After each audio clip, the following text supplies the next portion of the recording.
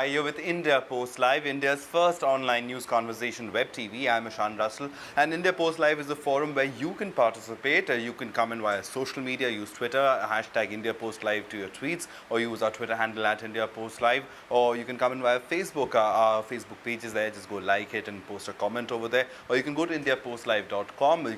There's a wall over there for you to comment on. You can view this video live and others that are there for you. There's so many. We've talked about a whole range of subjects, so go explore IndiaPostLive.com. Meanwhile, the issue that we're talking about today is, of course, the new state of Telangana. It's the 29th state in the Indian Union, and there are a lot of hopes, expectations. Also, the new chief minister has just been sworn in, K. Chandrasekhar Rao. So, what are the real expectations and challenges before him? And also the fact that there has been the allegation that there are a lot of family members in his cabinet. That and more we'll be talking about, but first let's take you through the story.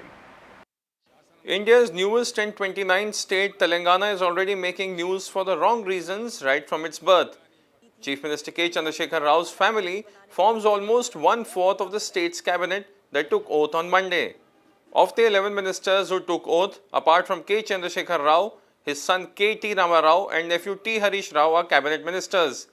They belong to the upper caste Velama community, and the cabinet has no woman member as of now. Though the ruling TRS realizes that they are already under pressure with charges of nepotism, but the party hopes to overcome this perception by appointing a Muslim and a Dalit as deputy chief ministers. But for now, the new government may have opened the innings on the back foot.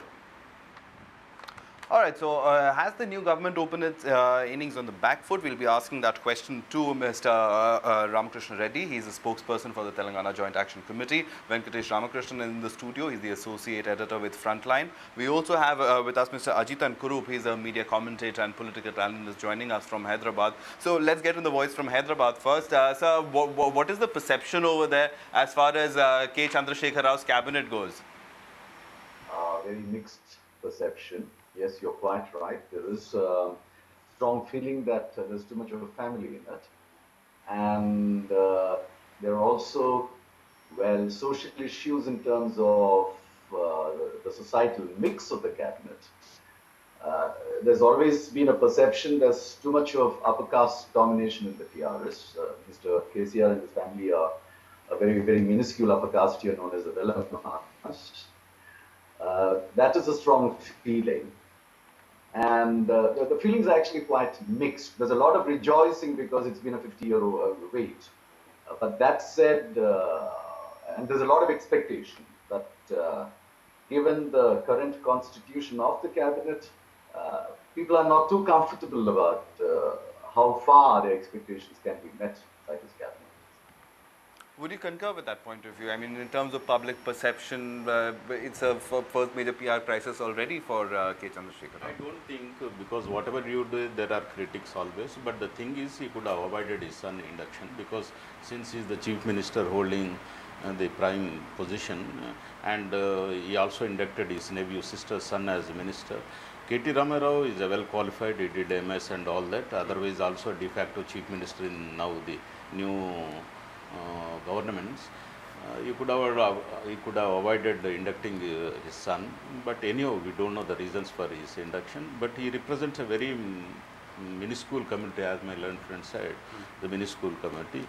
And apart from 3 Velama community ministers, he inducted 4 because out of 63, 22 are Reddys from the Telangana province. He cannot escape that. Whereas Velamas are, there are only 9 MLAs in TRS. Reddys are 20, Reddy communities, about 22 are from Reddys. So he inducted 4 Reddys and 3 Velamas. He made 1 scheduled caste as deputy chief minister, 1 Muslim as the deputy chief minister, 3 backward classes persons as, and there are 4 or 5 other in the next week after the assembly election, after the first assembly meeting. I think he will induct some more.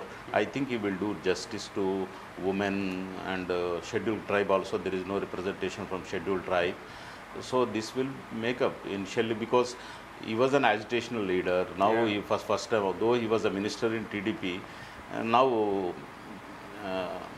as a minister under Chandrababu Naidu is different. Now he is at the head, he is heading the government. So let us see, we have to give some breathing space, we wait for 6 months. The problem is he made a lot of promises. We have to see how far he will be able to. First thing is he promised to give 12% to Muslims reservation, and he promised equal pay on par with central government employees. He promised to give 2-bedroom house, and another thing is he wanted to spend one lot of amount. I think he want to give water to 1 crore acres. Like that, he made a lot of promises. We have to. Another thing is distribution of employees. These are the major concerns. And for first 6 months, we have to see, and we have to. All right, so you're giving give him 6 leverage. months, but Yeah. Venkatesh really starting off on the wrong foot, as they may say, in terms of As perception. I at see it, least. Ishan, this is the repetition of the larger tragedy of Indian politics. If you look at Indian politics, there have been very many movements, mass movements, which have fought for certain causes and have achieved those causes. Take for example Jharkhand. It's been a very long struggle. Similarly with Telangana, it's been a very long struggle, more than half a decade long struggle, which was taken forward by the people at large. But then ultimately, when it comes to the question of handling power, it kind of gets reduced to certain families, certain groups which have been at the forefront of this.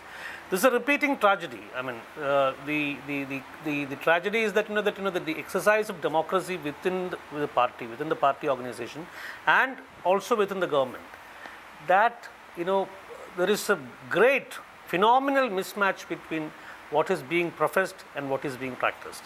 So Telangana has also become another example of this. And interestingly, this is something which has been very starkly kind of manifesting itself in the old United Andhra. There's been a study done by 2 eminent academicians of the British Columbia University about a couple of years ago. According to them, the Andhra Pradesh, both the Andhra Pradesh state legislature as well as the parliament, if you look at the total composition of MPs and MLAs who come out of the larger Andhra Pradesh, you'd be surprised, nearly 89% of the people who come into politics and who get elected have some family connection or the other. So They're all related. 89%, it's a phenomenal number. So I think this continuation of that, coming in a new state which has come after a struggle of so many years, an intense struggle of the last few years, I think it's really, really disappointing. Indeed, it is, because that is the kind of comments that we are getting also on our wall on IndiaPostLive.com. In fact, Deepthi is written over there that everywhere it is family, Gandhi family, Mulayam family, Patnaik family, and now the desperate CM Chandrasekhar Rao family. These people, one wonders why people vote for them, and she's pretty upset about it. But the popular sentiment certainly seems to be going against the move to induct a lot of family into the cabinet. But what are the challenges before KCR as a new Chief Minister of Telangana? Well, we put out a little bit of a list culled out from the internet. We went out and asked people what they wanted, and here are the challenges in front of Telangana, that what will make or break the new state. It will be the focus on the rural districts. Telangana, excluding Hyderabad, suffers from a severe deficit of infrastructure. And you can see the investment that has been coming into that region, and that is why the demand was there, that Telangana and that region was being ignored. So a lot of tall promises, Mr. Kurup, being made, but how fast and how patiently will people treat KCR, the KCR government?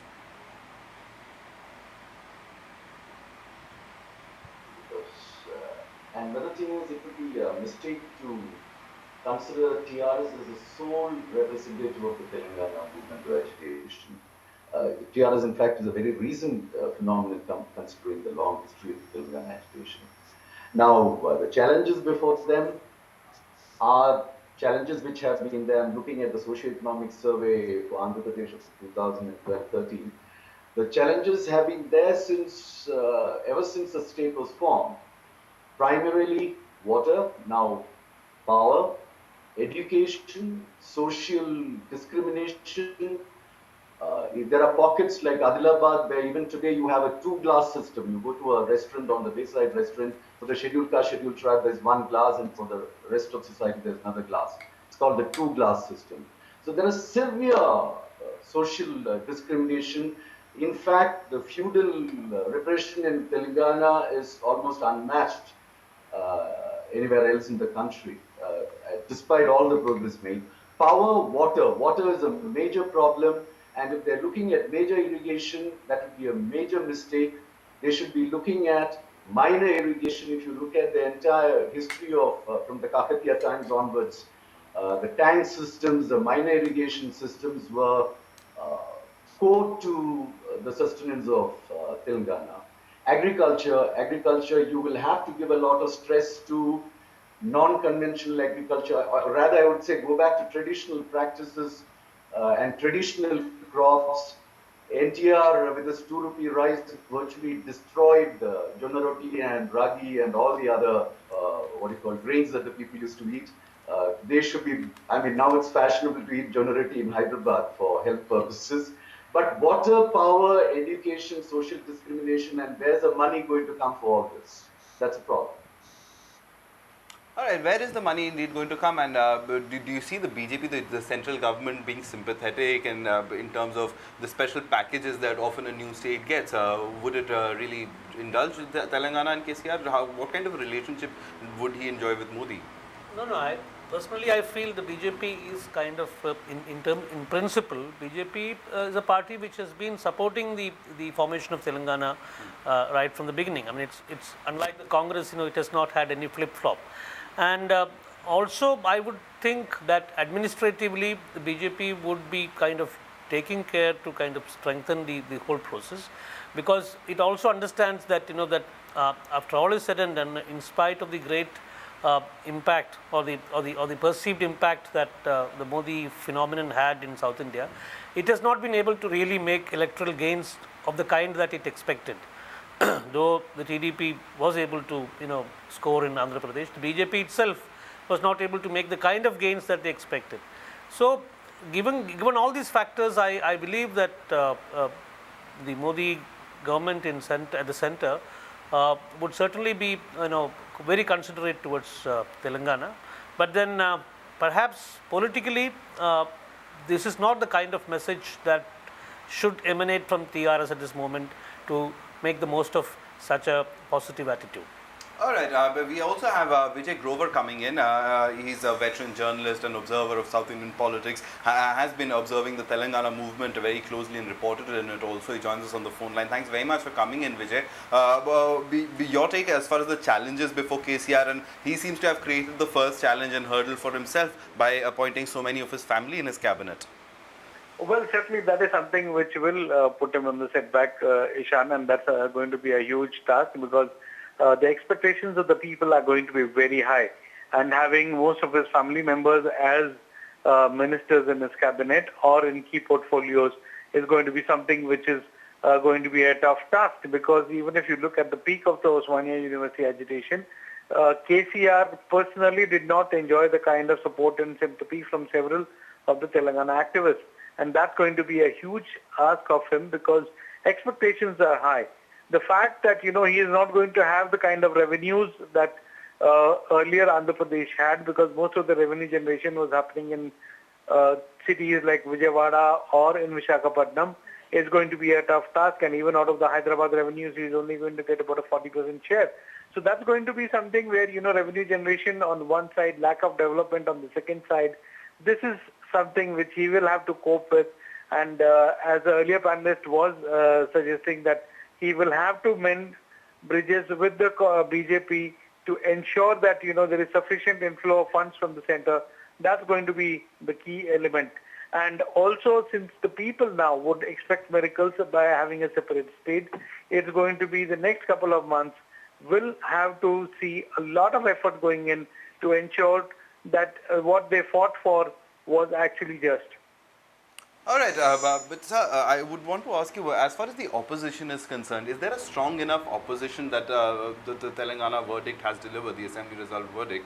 Has it delivered a strong enough opposition to really hold the KCR government accountable to these challenges? Though numbers are not, the Congress secured around 22 seats, but it can give a viable district, and even TDP secured almost around 15. They have got 15 MLAs. MIM is there. and there is a strong opposition, but the numbers are less. The TRS secured 63 because of the sentiment. And if they are doing well, there won't be a problem. Otherwise, the mainstream parties, national parties, BJP, Congress, and they will give a tough time to the TRS. The major challenge before Telangana is the power shortage. I don't think, so far as revenue is concerned, I don't think there won't be any problem, because most of the revenue, as my learned friend said, there is not much development outside Hyderabad city, and most of the revenue comes from Hyderabad only. And now that the new government has come, so that they have to give thrust to the development of the districts, the hinterlands of Hyderabad. All right, revenue generation, power, quite a few challenges before KCR. But Venkatesh, as far as the good things go for KCR, what is going for him? People would give him that chance. I mean, they certainly have given him the mandate, and would they be that patient? No, I think what Reddy Garu said about the 6-month honeymoon period, I think that would be a very valid assumption to make.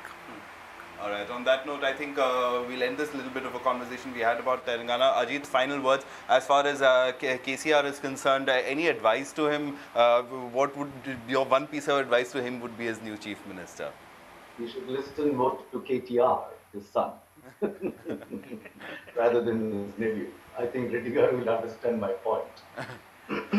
All right, on that note, we'll wrap up. Thank you very much for coming in, all of you, Mr. Reddy, Venkatesh, and Mr. Kurum, and also Vijay Grover. Well, that was a little presentation on Telangana. If you are from Telangana, what you think about Telangana, well, write into us. IndiaPostLive.com is there. You can also use Twitter, #IndiaPostLive to your tweets, or use our Twitter handle @IndiaPostLive, or Facebook, or IndiaPostLive.com. So all those avenues are there for you to come and be part of this conversation. We love to hear what you have to say. Thanks so much for watching.